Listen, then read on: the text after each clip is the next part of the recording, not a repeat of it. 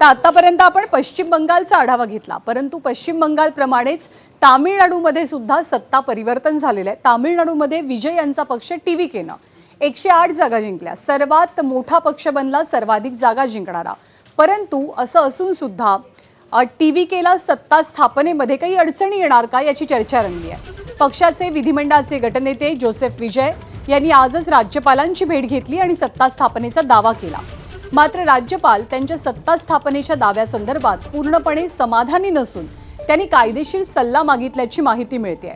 कारण विजय यांना सत्ता स्थापनेसाठी काही आमदार कमी पडत आहेत, त्यामुळे जर का हे सरकार स्थापन झालं तर ते अर्थातच अल्पमतातलं सरकार असेल। त्यामुळे जोसेफ विजय यांच्या उद्याच्या मुख्यमंत्री पदाच्या शपथविधीबाबतचा सस्पेन्स कायम आहे।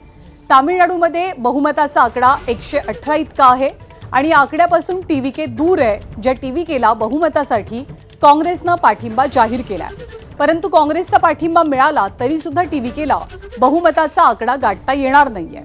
आता जोसेफ विजय हे इतर पक्षांकडून सुद्धा पाठिंब्याच्या पत्राची वाट बघत असल्याचं सांगितलं जात आहे आणि अशातच अण्णा द्रमुक सुद्धा टीव्हीकेला पाठिंबा देणार का हे पाहावं लागेल।